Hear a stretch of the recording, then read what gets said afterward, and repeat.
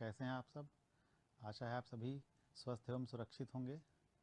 मैं संजय कुमार सिंह, विज्ञान शिक्षक, ऑनलाइन कक्षा की इस सत्र में आप सभी का स्वागत करता हूं।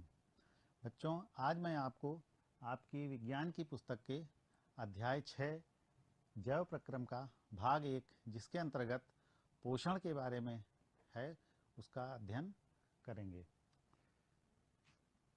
बच्चों, अगर हम आपसे पूछें कि सजीवों के लक्षण क्या होते हैं, जैसा कि आप कक्षा 9 में पढ़ चुके हैं कि सजीवों के लक्षण होते हैं वृद्धि, गति, पोषण, श्वसन, परिवहन, उत्सर्जन, कोशिकीय संरचना, जनन, ये सभी जीवन के लक्षण होते हैं। लेकिन इनमें से ये 4 लक्षण पोषण, श्वसन, वहन या उत्सर्जन, ये हमारे शरीर के जीवित रहने के लिए अत्यंत आवश्यक होते हैं। इन्हें ही हम जैव प्रक्रम के नाम से जानते हैं। अर्थात वे सभी प्रक्रम जो सम्मिलित रूप से अनुरक्षण का कार्य करते हैं, उन्हें हम जैव प्रक्रम करते हैं। अनुरक्षण का अर्थ होता है मेंटेनेंस। मेंटेनेंस यानी रखरखाव। जब हम कोई भी मकान बनाते हैं या मोटरसाइकिल खरीदते हैं या कोई गाड़ी खरीदते हैं तो उसका मेंटेनेंस भी करना पड़ता है, जिससे कि वो भली प्रकार से अच्छी तरह से चलती रहे। उसी प्रकार से शरीर को भी अच्छी तरह से चलाते रहने के लिए हमें उसका अनुरक्षण या मेंटेनेंस करना पड़ता है। तो मेंटेनेंस करने के लिए ये 4 प्रकार की व्यवस्थाएं हमारे शरीर में की गई हैं: पोषण, श्वसन, वहन और उत्सर्जन। आज इस सत्र में हम पोषण के बारे में अध्ययन करेंगे। जीवों के शरीर में कई प्रकार की क्रियाएं होती रहती हैं, जिन्हें हम उपापचयी क्रियाएं कहते हैं। इनमें से कुछ क्रियाएं ऐसी होती हैं जिनके अंतर्गत हमारे शरीर में नए नए पदार्थों का निर्माण होता है, और कुछ क्रियाएं ऐसी होती हैं जिनके अंतर्गत विभिन्न पदार्थों का विखंडन होता है। तो इन सभी क्रियाओं को हम सम्मिलित रूप से उपापचयी की क्रियाएं कहते हैं। तो इन उपापचयी क्रियाओं के लिए हमें किस चीज़ की आवश्यकता होती है? ऊर्जा की आवश्यकता होती है। और ऊर्जा हमको कहाँ से प्राप्त होती है? भोजन से प्राप्त होती है। तो जीवों के शरीर में होने वाली विभिन्न उपापचयी क्रियाओं के लिए ऊर्जा की आवश्यकता होती है, और यह ऊर्जा हमको भोजन से प्राप्त होती है। तो इस भोजन को जब हम शरीर के अंदर ग्रहण करते हैं तो इस भोजन के साथ विभिन्न प्रकार की क्रियाएं होती हैं, और अंततः भोजन जो होता है वो कोशिकाओं तक पहुंचा दिया जाता है। तो कोशिकाएं इस भोजन को ग्रहण करती हैं और अपने जीव द्रव्य में मिला लेती हैं, और इससे शरीर की वृद्धि होती है और अपने अन्य विभिन्न कार्यों को करती हैं। तो इस प्रकार से भोजन को शरीर के अंदर ग्रहण करने से लेकर उसे कोशिकाओं तक पहुंचाने की जो क्रिया होती है उसको हम पोषण कहते हैं। या कोई एक क्रिया ना होकर के कई क्रियाओं का मिश्रण होती है। अब आइए देखते हैं कि पोषण कितने प्रकार का होता है। पोषण मुख्य रूप से 2 प्रकार का होता है। पहला होता है स्वपोषी पोषण और दूसरा विषम पोषी पोषण। स्वपोषी पोषण का अर्थ है इसके स्वयं ही स्व का मतलब होता है स्वयं, स्वयं, और पोषी का अर्थ होता है पोषण करने वाला।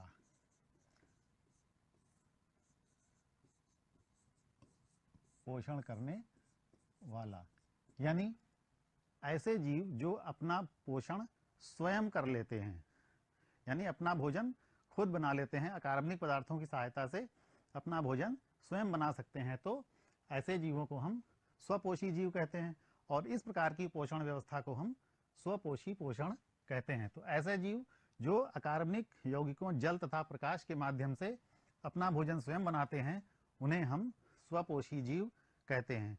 तथा इस प्रकार के पोषण को हम स्वपोषी पोषण या अंग्रेजी में इनको ऑटोट्रॉफिक न्यूट्रिशन कहते हैं। स्वपोषी पोषण भी 2 प्रकार का होता है। एक होता है प्रकाश संश्लेषण और दूसरा रसायन संश्लेषण। हम सभी जानते हैं कि हरे पौधे सूर्य की प्रकाश की उपस्थिति में प्रकाश संश्लेषण की क्रिया द्वारा अपना भोजन बना लेते हैं, तथा कुछ जीवाणु भी ऐसे होते हैं जो इस प्रकार से प्रकाश संश्लेषण की क्रिया द्वारा अपना भोजन बना सकते हैं। दूसरा होता है रसायन संश्लेषी पोषण। तो इसमें कुछ विशेष प्रकार के जीवाणु आते हैं जो विभिन्न प्रकार के रासायनिक पदार्थों को भोजन के रूप में प्रयोग करते हैं और उनसे अपना पोषण प्राप्त कर लेते हैं। जैसे सल्फर जीवाणु या नाइट्रिक कारक जीवाणु कुछ ऐसे होते हैं जो इस प्रकार की क्रिया कर सकते हैं। उसके बाद परपोषी या विषमपोषी पोषण। जैसे कि अभी हमने पढ़ा कि स्वपोषी पोषण क्या होता है, जिसमें जीव अपना भोजन स्वयं बना लेता है, तो उसी प्रकार से ये परपोषी पोषण है वो ऐसा पोषण होता है जिसमें जीव अपना भोजन स्वयं नहीं बना सकते हैं, बल्कि दूसरे जीवों से अपना भोजन प्राप्त करते हैं। तो इस प्रकार के जीव जो होते हैं उनको हम कहते हैं परपोषी जीव। ऐसे जीव जो अपना भोजन दूसरों से प्राप्त करते हैं, दूसरे जीवों से प्राप्त करते हैं, उनको हम कहते हैं परपोषी जीव। और इस प्रकार की पोषण व्यवस्था को हम कहते हैं परपोषी पोषण या विषमपोषी पोषण या हेटेरोट्रॉफिक न्यूट्रिशन इसको कहा जाता है। और इस प्रकार का पोषण करने वाले सभी प्रकार के जंतु, जितने भी जंतु हैं पृथ्वी पर, वो सभी परपोषी ही होते हैं। और कुछ पौधे जैसे जो हरे नहीं होते हैं, जैसे कवक और कुछ विशेष प्रकार के जीवाणु, ये सभी विषमपोषी पोषण के अंतर्गत ही अपना भोजन करते हैं। अब आइए देखते हैं कि पादपों में पोषण कैसे होता है। हम सभी जानते हैं कि पौधे हरे रंग के होते हैं और इनमें हरा रंग जो होता है वो क्लोरोफिल के कारण होता है, और क्लोरोफिल की उपस्थिति के कारण ही ये हरे पौधे अपना भोजन सूर्य के प्रकाश की उपस्थिति में बना पाते हैं। और इस क्रिया के लिए ये वातावरण से कार्बन डाइऑक्साइड और पानी का उपयोग करते हैं। तो कुछ 4 प्रकार के पदार्थों, सूर्य का प्रकाश, क्लोरोफिल, जल तथा कार्बन डाइऑक्साइड, इन 4 के द्वारा ये अपना भोजन निर्माण स्वयं कर लेते हैं। चूंकि यह क्रिया प्रकाश की उपस्थिति में होती है, सूर्य के प्रकाश की ही उपस्थिति में होती है, इसलिए इस क्रिया को हम प्रकाश संश्लेषण या इंग्लिश में इसको हम फोटोसिंथेसिस भी कहते हैं। फोटोसिंथेसिस या इसको हम प्रकाश संश्लेषण भी कहते हैं। इस क्रिया का समीकरण देखें तो इसमें कार्बन डाइऑक्साइड और जल का इस्तेमाल होता है, यानी क्रिया जो होती है वो कार्बन डाइऑक्साइड और जल के बीच में होती है, लेकिन सूर्य का प्रकाश और क्लोरोफिल की उपस्थिति अनिवार्य होती है। और जब इन दोनों क्रिया करते हैं तो एक ये पदार्थ बनता है, एक ये पदार्थ बनता है और एक ये पदार्थ बनता है। जैसा कि इस पदार्थ के बारे में हम जानते हैं कि ये क्या है, ग्लूकोज, C6H12O6, ये क्या है, ग्लूकोज। और CO और ये O2 बनता है, इसको क्या कहते हैं, ऑक्सीजन, ये ऑक्सीजन गैस के रूप में बनती है, और ये H2O जल। तो इस क्रिया के अंतर्गत ऑक्सीजन का निर्माण होता है, यानी इस क्रिया में ऑक्सीजन गैस उत्पाद के रूप में निकलती है। ग्रहण कौन सी गैस की जाती है, कार्बन डाइऑक्साइड, यानी पौधे इस क्रिया में कार्बन डाइऑक्साइड ग्रहण करते हैं और बदले में हमको ऑक्सीजन गैस प्रदान करते हैं। तो इसीलिए कहा जाता है कि हरे पौधे जो होते हैं वो हमारे वातावरण को शुद्ध करते हैं। तो किस प्रकार शुद्ध करते हैं, इस प्रकाश संश्लेषण की क्रिया के द्वारा ही हरे पौधे हमारे वातावरण को शुद्ध करते हैं। किस प्रकार करते हैं, क्योंकि कार्बन डाइऑक्साइड ग्रहण करते हैं और ऑक्सीजन उत्पादित करते हैं, और यह ऑक्सीजन ही विभिन्न प्रकार के जीव, सभी जीव जो होते हैं वो श्वसन क्रिया के लिए इस्तेमाल करते हैं और इस पृथ्वी पर जीवित रहते हैं। तो इस प्रकार से प्रकाश संश्लेषण की क्रिया द्वारा पौधे वायुमंडल को शुद्ध करते हैं, और इसी क्रिया के द्वारा पौधे अपना भोजन ग्लूकोज के रूप में बनाते हैं। अब प्रकाश संश्लेषण में कौन कौन सी क्रियाएं होती हैं। यूं तो प्रकाश संश्लेषण एक बेहद जटिल प्रक्रिया है, उसमें कई क्रियाएं सम्मिलित होती हैं, लेकिन इन सभी क्रियाओं को अगर हम समराइज करें, थोड़ा सा शॉर्ट में बताएं, तो मुख्य रूप से 3 क्रियाएं होती हैं। सबसे पहली क्रिया होती है क्लोरोफिल द्वारा प्रकाश ऊर्जा को अवशोषित करना, यानी क्लोरोफिल का जो अणु होता है वो सूर्य के प्रकाश की ऊर्जा को अवशोषित करके उसे रासायनिक ऊर्जा में बदल देता है। और फिर ये रासायनिक ऊर्जा जो होती है वो जल के अणुओं को हाइड्रोजन तथा ऑक्सीजन में तोड़ देती है, यानी जल का जो अणु होता है वो हाइड्रोजन और ऑक्सीजन के अणुओं में टूट जाता है। तो यही ऑक्सीजन जो होती है वो फिर वातावरण में बाहर मुक्त हो जाती है। यानी इस क्रिया में क्या होता है, पहले जल का अणु टूटता है तो हाइड्रोजन और ऑक्सीजन बनती है, ऑक्सीजन वातावरण में बाहर निकल जाती है, और जो हाइड्रोजन होती है वो हाइड्रोजन फिर कार्बन डाइऑक्साइड के साथ क्रिया करके ग्लूकोज का निर्माण करती है, C6H12O6। ये कार्बन डाइऑक्साइड ही हाइड्रोजन के साथ क्रिया करके अगले चरण में ग्लूकोज का निर्माण करती है। तो चूंकि इस क्रिया में कार्बन डाइऑक्साइड के साथ में हाइड्रोजन जुड़ती है, तो ये क्रिया क्या कहलाएगी? अपचयन की क्रिया कहलाती है। तो इसलिए इसको कहते हैं कार्बन डाइऑक्साइड का कार्बोहाइड्रेट में अपचयन। यानी इस क्रिया में जो 3 पॉइंट होते हैं वो होते हैं, पहला क्लोरोफिल द्वारा प्रकाश ऊर्जा को अवशोषित करना, दूसरा प्रकाश ऊर्जा को रासायनिक ऊर्जा में रूपांतरित करना, तथा जल के अणुओं का हाइड्रोजन तथा ऑक्सीजन में अपघटन करना, और कार्बन डाइऑक्साइड का फिर कार्बोहाइड्रेट में अपचयन करना। बच्चों, कभी कभी ये प्रश्न पूछा जाता है कि जो पौधे जो ऑक्सीजन उत्पन्न करते हैं वो किस प्रकार के अणुओं को टूटने से आती है, क्योंकि यहाँ पर 2 पदार्थ इस्तेमाल होते हैं, H2O और CO2। यहाँ भी ऑक्सीजन है और यहाँ भी ऑक्सीजन है। तो प्रश्न इसलिए पूछा जाता है क्योंकि दोनों जगह ऑक्सीजन होती है, तो ये ऑक्सीजन जो बाहर निकलती है वातावरण में वो किस अणु के टूटने से निकलती है। तो जैसा कि हमने अभी देखा कि जो ऑक्सीजन उत्पन्न होती है वो किसके टूटने से निकलती है? जल के अणुओं के टूटने से ऑक्सीजन पैदा होती है।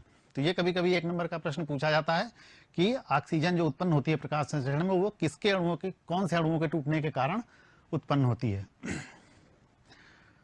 जैसा कि हमने अभी देखा कि प्रकाश संश्लेषण के लिए कौन कौन सी चीजें आवश्यक होती हैं। पहली, सूर्य का प्रकाश। यह भी प्रश्न कभी कभी पूछा जाता है कि प्रकाश संश्लेषण के लिए आवश्यक पदार्थ कौन कौन से होते हैं। तो उसमें से आवश्यक पदार्थ होते हैं सूर्य का प्रकाश, क्लोरोफिल, या इसको हिंदी में पर्णहरित भी कहते हैं, पर्णहरित या पर्णहरिम भी कहीं कहीं किताबों में लिखा होता है, पर्णहरित या पर्णहरिम, इंग्लिश में कहते हैं क्लोरोफिल। और कार्बन डाइऑक्साइड का इस्तेमाल होता है तथा जल का इस्तेमाल होता है। तो ये 4 प्रकार के पदार्थ जो होते हैं वो श्वसन क्रिया के लिए, वो प्रकाश संश्लेषण की क्रिया के लिए आवश्यक होते हैं। इनमें से जो क्रिया होती है वो मुख्य रूप से जल और कार्बन डाइऑक्साइड के बीच में होती है, परंतु सूर्य का प्रकाश और क्लोरोफिल की उपस्थिति अनिवार्य होती है। जब अगर क्लोरोफिल या सूर्य का प्रकाश नहीं होगा तो प्रकाश संश्लेषण की क्रिया संभव नहीं हो पाती है। अब ये ऑक्सीजन कैसे बाहर निकलती है और कार्बन डाइऑक्साइड कैसे भीतर आती है, तो इसके लिए हम सभी जानते हैं कि पत्तियों की सतह पर, खास करके निचली सतह पर जो होते हैं वो छोटे छोटे छिद्र पाए जाते हैं। इन छिद्रों को हम रंध्र कहते हैं। इन छिद्रों को हम कहते हैं रंध्र या अंग्रेजी में इनको कहते हैं स्टोमेटा। ये नाम सुना होगा सबने, रंध्र या स्टोमेटा कहते हैं। तो ये पत्तियों की सतह, निचली सतह पर पाए जाने वाले छोटे छोटे छिद्र होते हैं और इन्हीं से गैसों का आदान प्रदान होता है। गैसों का आदान प्रदान मतलब कार्बन डाइऑक्साइड अंदर जाती है और ऑक्सीजन बाहर निकलती है, या ऑक्सीजन अंदर जाती है और कार्बन डाइऑक्साइड बाहर निकलती है, जैसा कि श्वसन क्रिया के लिए होता है। बच्चों, ये रंध्र जो होते हैं वो सामान्यतः पौधों में दिन के समय जो होते हैं वो खुले रहते हैं, परंतु रात के समय ये रंध्र जो होते हैं वो बंद हो जाते हैं। लेकिन पूरी तरह से बंद नहीं होते हैं, थोड़ा सा खुले रहते हैं। हम यूँ समझ लें कि दिन के समय रंध्र ऐसे रहता है और रात के समय रंध्र जो होता है वो इतना हो जाता है, जिससे कि हल्की सी दरार बनी रहती है, जिससे कि रात के समय भी ऑक्सीजन अंदर आती जाती रहे और कार्बन डाइऑक्साइड बाहर निकलती रहे, जिससे कि श्वसन क्रिया चलती रहे और कोशिकाएं जीवित रहें, क्योंकि जीवित रहने के लिए श्वसन भी आवश्यक है। तो दिन के समय ये रंध्र खुले रहते हैं और इन रंध्रों के छिद्र को खोलने और बंद करने के लिए ये विशेष प्रकार की कोशिकाएं दिख रही हैं आपको। ये जो संतरे की फांके जैसे आकार दिख रही हैं, इन कोशिकाओं को हम कहते हैं द्वार कोशिकाएं या गार्ड सेल्स। तो इन कोशिकाओं को हम द्वार कोशिकाएं या गार्ड सेल्स कहते हैं और यही कोशिकाएं इन रंध्रों के खुलने और बंद होने की क्रियाविधि को नियंत्रित करती हैं। सामान्यतः दिन में खुले रहते हैं तथा रात को बंद हो जाते हैं अधिकतर पौधों में, लेकिन कुछ मरुद्भिद पौधे ऐसे होते हैं जो दिन के समय अपने रंध्रों को बंद रखते हैं, क्योंकि वो ऐसे स्थान पर उग रहे हैं जहां पर पानी की कमी है। मरुद्भिद का मतलब ऐसे स्थान पर उगने वाले पौधे जो पानी की कमी वाले स्थानों में, जैसे रेगिस्तानी इलाकों में उगते हैं। तो ये पौधे अपने शरीर से जल की हानि को रोकने के लिए दिन में रंध्र बंद रखते हैं। अब दिन में रंध्र बंद रखेंगे तो प्रकाश संश्लेषण कैसे होगा? तो उसके लिए उन्होंने एक दूसरा तरीका बना रखा है कि ये रात के समय कार्बन डाइऑक्साइड ग्रहण करते हैं, क्योंकि रात के समय इनके रंध्र खुलते हैं, तो ये रात में कार्बन डाइऑक्साइड ग्रहण करते हैं और एक इंटरमीडिएट कंपाउंड या मध्यस्थ उत्पाद बनाकर रख लेते हैं। इसको हम कहते हैं मैलेट या मैलिक एसिड नाम का एक पदार्थ बना करके रात में ये रख लेते हैं। और फिर जब दिन में सूर्य का प्रकाश प्राप्त होता है तो कार्बन डाइऑक्साइड के साथ, वो तो जल के साथ इसकी क्रिया करके या कार्बन डाइऑक्साइड के साथ क्रिया करके उसको फिर ग्लूकोज में बदल लेते हैं। तो यानी मुख्य रूप से ये कार्बन डाइऑक्साइड का इस्तेमाल जो है वो रात में करते हैं और फिर सूर्य के प्रकाश की उपस्थिति में उसको दिन में ग्लूकोज में बदल देते हैं। तो ये मरुद्वीप पौधों में रंध्र जो होते हैं वो रात को खुलते हैं और दिन में बंद होते हैं। अब इसके पश्चात विषमपोषी पोषण, ये तो अभी तक हमने पढ़ा प्रकाश संश्लेषण के बारे में, जो स्वपोषी पोषण के अंतर्गत था, क्योंकि हरे पौधे ही ऐसे पौधे हैं जो पृथ्वी पर अपना भोजन स्वयं बना सकते हैं, बाकी अन्य कोई जीव भी अपना भोजन स्वयं नहीं बना सकता। बाकी सभी जीव और जितने भी जंतु हैं वो सभी विषमपोषी ही होते हैं, यानी वो दूसरों से अपना भोजन प्राप्त करते हैं। तो जंतुओं में पोषण कैसे होता है, इसकी कई चरण हैं। अंतर्ग्रहण, इसको इंग्लिश में कहते हैं इंजेशन, इंजेशन, पाचन, इसको इंग्लिश में कहते हैं डाइजेशन, अवशोषण, इसको एब्जॉर्प्शन, स्वांगीकरण को एसिमिलेशन और बहिक्षेपण को ईजेशन। तो ये 4-5 प्रकार की क्रियाएं जंतुओं में होती हैं जिसके द्वारा जंतुओं का पोषण पूर्ण होता है, और इस प्रकार के पोषण को हम विषमपोषी पोषण कहते हैं। सबसे पहले अंतर्ग्रहण। अंतर्ग्रहण का मतलब होता है भोजन को शरीर के अंदर ग्रहण करना। अब अलग अलग जंतुओं में भोजन को ग्रहण करने के लिए अलग अलग प्रकार की विधियां होती हैं। जैसे मनुष्य अपने हाथों से भोजन को मुख के अंदर रखता है। कुछ जीव ऐसे होते हैं जो भोजन को सीधे मुख से ही खाते हैं, जैसे गाय भैंस हमने देखा हो, गाय भैंस बकरी वगैरह कुत्ता, ये सभी जंतु जो होते हैं सीधे मुंह से भोजन ग्रहण करते हैं। उसी प्रकार से कुछ जलीय जंतु ऐसे होते हैं जो जैसे एक कोशिकी जंतु जैसे अमीबा, ये अपने पादाभों के द्वारा भोजन को ग्रहण करते हैं। जैसे यहाँ चित्र में देख सकते हैं ये अमीबा है, इसके सामने जब ये कोई फूड पार्टिकल आया या खाद्य पदार्थ का कोई कण आता है तो ये उसके चारों ओर अपने पादाभों को फैला देते हैं और धीरे धीरे करके उसको अपने अंदर बंद कर लेते हैं। तो इस प्रकार से अमीबा भोजन का अंतर्ग्रहण करता है। तो अंतर्ग्रहण शब्द का अर्थ ही ये हुआ कि भोजन को शरीर के अंदर ग्रहण करना। फिर इसके पश्चात जब शरीर के अंदर ग्रहण कर लिया जाता है तो फिर उसका पाचन करना जरूरी होता है। पाचन का क्या अर्थ है, जो कुछ भोजन हम लोग ग्रहण करते हैं उसमें जो भी पदार्थ पाए जाते हैं, प्रोटीन पाया जाता है, कार्बोहाइड्रेट पाया जाता है, वसा पाया जाता है। ये 3 पदार्थ ऐसे होते हैं जिनके अणु अत्यंत जटिल होते हैं और इन अणुओं को हमारे शरीर की कोशिकाएं सीधे ग्रहण नहीं कर सकती हैं। तो फिर क्या किया जाए, तो इसके लिए क्या किया जाता है कि इन अणुओं को पहले सरल अणुओं में तोड़ा जाता है। पहले जो जटिल अणु होते हैं, बड़े अणु होते हैं, इनको छोटे और सरल अणुओं में तोड़ा जाता है जिससे कि आसानी से कोशिकाओं के भीतर प्रवेश कर सकें। तो इसी तोड़ने की क्रिया को ही हम कहते हैं पाचन। यानी भोजन के जटिल एवं अविसरणशील अणुओं को सरल एवं विसरणशील अणुओं में, विसरणशील का मतलब है पानी में जल में घुल करके आसानी से प्रवाहित हो सकें, विसरित हो सकें, जिस कोशिकाओं के अंदर आसानी से प्रवेश कर सकें। तो भोजन के जटिल एवं अविसरणशील अणुओं को सरल एवं विसरणशील अणुओं में बदलने की क्रिया को हम पाचन क्रिया कहते हैं। यहाँ पर प्रश्न आता है कि पाचन क्यों आवश्यक है, तो हम समझ गए होंगे कि पाचन क्यों आवश्यक है, क्योंकि हमारे शरीर की कोशिकाएं इतनी सक्षम नहीं होती हैं कि वो प्रोटीन, कार्बोहाइड्रेट और वसा के जटिल अणुओं को सीधे अवशोषित कर सकें। इसलिए इन अणुओं को पहले सरल अणुओं में तोड़ना आवश्यक होता है और इसी क्रिया को हम पाचन की क्रिया कहते हैं। अब इसमें मुख्य रूप से हमें मनुष्य के बारे में पढ़ना है। तो मनुष्य में पाचन क्रिया कैसे होती है, सबसे पहले हम भोजन को मुख के अंदर हाथों की सहायता से उठा करके रखते हैं। यानी इस प्रकार से मनुष्य जो होता है वो अंतर्ग्रहण की क्रिया को करता है। फिर उसके पश्चात क्या होता है, हम भोजन को चबाते हैं और चबाने के लिए हमारे मुख में क्या होता है, दांत पाए जाते हैं। अलग अलग प्रकार के दांत होते हैं और इन दांतों की सहायता से हम भोजन को चबाते हैं खूब। साथ ही साथ हमारे मुख की भीतरी दीवारों पर कुछ विशेष प्रकार की ग्रंथियां पाई जाती हैं कि जिनको कि हम लार ग्रंथियां कहते हैं। इन ग्रंथियों से लार नामक एक तरल पदार्थ निकलता है जो भोजन के साथ मिलता जाता है और साथ ही साथ हम भोजन को चबाते रहते हैं। तो भोजन के बड़े बड़े टुकड़े जो होते हैं उनको हम छोटे छोटे टुकड़ों में चबा करके बदल लेते हैं। साथ ही साथ ये लार जो होती है वो भोजन के साथ मिल करके भोजन को मुलायम और चिकना बना देती है। बच्चों, लार में एक प्रकार का एंजाइम भी पाया जाता है जिसे हम टाइलिन या एमाइलेज कहते हैं। लार में उपस्थित एंजाइम टाइलिन या एमाइलेज होता है जो कार्बोहाइड्रेट को ग्लूकोज में बदल देता है। यानी मनुष्य में जो होता है भोजन का पाचन मुख गुहा से ही प्रारंभ हो जाता है। अन्य कई जंतु ऐसे होते हैं जो वो भोजन को चबा करके जल्दी जल्दी निगल लेते हैं, लेकिन उनके शरीर मुख में भोजन के किसी भी अवयव का पाचन नहीं होता है, लेकिन मनुष्य में कार्बोहाइड्रेट का पाचन मुख में होता है और वो कार्बोहाइड्रेट इस टाइलिन या एमाइलेज एंजाइम के द्वारा उसको ग्लूकोज में बदल दिया जाता है। बच्चों, हम अगर रोटी को सूखी खाएं, थोड़ा सा टुकड़ा रोटी का तोड़ करके सूखा खाएं अगर, तो हमको रोटी प्रारंभ में मीठी नहीं लगती है, फीकी लगती है, लेकिन अगर थोड़ी देर तक उसको हम चबाते रहें तो थोड़ी देर के पश्चात रोटी में हमको हल्की सी मिठास महसूस होती है। तो ऐसा क्यों होता है? क्योंकि जब रोटी क्या है, कार्बोहाइड्रेट है, और वो कार्बोहाइड्रेट जब थोड़ी देर तक मुख में चलता रहता है, जो उसके साथ लार मिक्स हो जाती है, तो उसमें जो टाइलिन नामक एंजाइम होता है वो कार्बोहाइड्रेट को ग्लूकोज में बदल देता है। तो ग्लूकोज का स्वाद हम सभी जानते हैं कि कैसा होता है, मीठा होता है।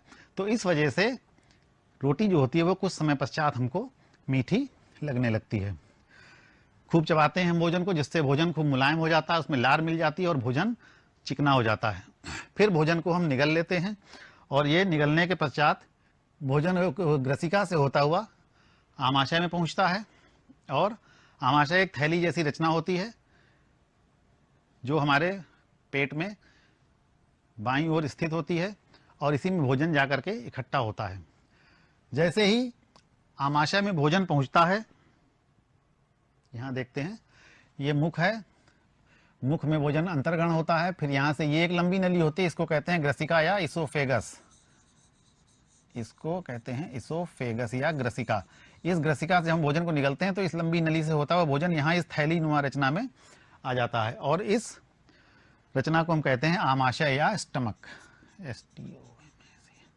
या स्टमक कहते हैं। जैसे ही भोजन आमाशय में पहुंचता है, आमाशय में तेजी से सिकुड़ने फैलने लगता है और इस गति को हम कहते हैं क्रमाकुंचन गति। यानी जैसे ही भोजन आमाशय में पहुंचता है, इसमें क्रमाकुंचन गति आरंभ हो जाती है और इसमें एक प्रकार का रस निकलता है जिसे हम जठर रस कहते हैं। जठर रस जो होता है वो भोजन के साथ मिल जाता है। जठर रस में मुख्य रूप से HCl, हाइड्रोक्लोरिक अम्ल तथा एक प्रोटीन पाचक एंजाइम पाया जाता है। जो प्रोटीन पाचक एंजाइम होता है उसको हम पेप्सिन कहते हैं ये, और ये पेप्सिन जो होता है वो प्रोटीन पर क्रिया करके उसे पेप्टोन तथा पेप्टाइड्स में बदल देता है। हाइड्रोक्लोरिक अम्ल जो होता है वो भोजन के माध्यम को अम्लीय बनाता है, जिससे कि पेप्सिन नामक एंजाइम जो होता है वो आसानी से अम्लीय माध्यम में ही क्रिया कर सकता है। बच्चों, आमाशय में केवल प्रोटीन का ही पाचन होता है। फिर इसके पश्चात भोजन को खूब पीस दिया जाता है। भोजन की इस अवस्था को हम काइम कहते हैं। जब भोजन खूब महीन पीस करके तरल लुगदीनुमा हो जाता है, इस अवस्था को हम काइम कहते हैं। और इसके पश्चात फिर भोजन आगे बढ़ता है और ग्रहणी में जाता है। ग्रहणी में पहुंचते ही भोजन पर पित्त रस तथा अग्न्याशयी रस अपनी क्रियाएं प्रारंभ करते हैं। सर्वप्रथम पित्त रस क्या करता है, भोजन के माध्यम को क्षारीय बनाता है। क्योंकि भोजन आमाशय से आता है तो आमाशय में हाइड्रोक्लोरिक अम्ल होता है और इस हाइड्रोक्लोरिक अम्ल के होने के कारण माध्यम अम्लीय होता है और अम्लीय माध्यम में अग्न्याशयी रस के एंजाइम काम नहीं कर पाते हैं। तो भोजन के माध्यम को क्षारीय बनाता है तथा वसा का इमल्सीकरण करता है, यानी वसा की बड़ी बूंदों को वो छोटी छोटी बूंदों में बदल देता है, जिससे कि उनका पाचन आसानी से होकर, जैसे वसा की बूंद है तो इसको छोटी छोटी कई बूंदों में तोड़ देगा, जिससे कि इनका पाचन आसानी से हो जाएगा। इस क्रिया को कहते हैं इमल्सीकरण। जैसे हम लकड़ी के एक बड़े टुकड़े को जलाएं तो आसानी से नहीं जलती, लेकिन अगर उसी लकड़ी का हम बुरादा बना दें तो वो बहुत आसानी से जल जाता है। तो उसी प्रकार से अगर वसा की बड़ी बूंदों को हम छोटी बूंदों में बदल देंगे तो वो आसानी से उनका पाचन हो जाता है। इसके पश्चात अग्न्याशयी रस इस पर भोजन के अन्य अवयवों पर क्रिया करते हैं। जैसे ट्रिप्सिन नामक एक एंजाइम पाया जाता है अग्न्याशयी रस में, ये पेप्टोन को अमीनो अम्ल में बदलता है। एमाइलेज नामक एंजाइम पाया जाता है, ये कार्बोहाइड्रेट को ग्लूकोज में बदलता है। और लाइपेज एंजाइम जो होता है ये वसा को वसी अम्ल और ग्लिसरॉल में बदल देता है। बच्चों, ये सभी पदार्थ जो होते हैं वो सरलतम अणु होते हैं और ये आसानी से हमारी कोशिकाओं के भीतर प्रवेश कर सकते हैं। तो ग्रहणी में भोजन के लगभग सभी अवयवों का पाचन हो जाता है। इसके बाद पचे हुए इस भोजन को अवशोषण किया जाता है। आंत की दीवारों में अधिकतम भोजन का पाचन हो जाता है, लेकिन अगर कुछ भोजन फिर भी रह जाता है तो वहां पर इसका पाचन करने के लिए एक विशेष प्रकार का रस बनता है, इसको हम कहते हैं आंत्रीय रस। इस बचे खुचे पाचन को करने के लिए आंतरिक रस पाया जाता है। इसमें भी विभिन्न प्रकार के एंजाइम होते हैं जो भोजन के बचे हुए भाग का पाचन करते हैं। इसके पश्चात भोजन का अवशोषण किया जाता है। अवशोषण करने के लिए वो आंत की दीवारों पर छोटे छोटे उभार जैसे पाए जाते हैं जो इस अवशोषण की सतह को बढ़ाते हैं। इन उभारों को हम रसांकुर या विलाई कहते हैं, रसांकुर या विलाई कहते हैं। जैसे हम मान लें कि यहाँ से यहाँ तक हमें एक धागा बांधना है, तो हम सीधे बांधेंगे तो इतनी ही सतह रहेगी, लेकिन अगर यहाँ से यहाँ तक हम बांधने के लिए अगर इसको हम ऐसे ऐसे करके बांधेंगे धागा, तो हमारा लंबा धागा बांध सकते हैं। यानी इस प्रकार से हम अवशोषण की सतह को, अगर हम इस धागे को सीधा करें तो ये धागा लगभग इतना लंबा हो जाएगा। तो अवशोषण की सतह बढ़ जाती है, जिससे कि अवशोषण आसानी से होता है, और ये अवशोषित भोजन जो होता है फिर उसके पश्चात रुधिर से होता हुआ कोशिकाओं तक पहुंचा दिया जाता है। कोशिकाएं इसको ग्रहण कर लेती हैं और अपने जीवद्रव्य में मिला लेती हैं। तो जीवद्रव्य में मिलाने की इस क्रिया को हम स्वांगीकरण या एसिमिलेशन कहते हैं। इसके पश्चात जब भोजन बड़ी आंत में पहुंचता है, तो वहां पर जो भोजन के जिस भाग का पाचन नहीं हुआ होता है, वही भोजन जो होता है वो बड़ी आंत में पहुंचाया जाता है। वहां पर भोजन के अधिक से अधिक भाग से पानी का अवशोषण कर लिया जाता है, जिससे कि भोजन जो होता है वो लगभग अर्धठोस अवस्था में पहुंच जाता है, और इसी अर्धठोस अवस्था को मल या विष्ठा कहते हैं। और इसी अपच भोजन को हम शरीर से बाहर निकाल देते हैं। इस क्रिया को हम बहिक्षेपण या मल विसर्जन कहते हैं। इंग्लिश में इसी को हम इजेशन भी कहते हैं। तो इस प्रकार से हम देखते हैं कि हमारे शरीर में पाचन क्रिया संपूर्ण होती है, और इस प्रकार से हमारा ये पोषण का टॉपिक अब समाप्त होता है।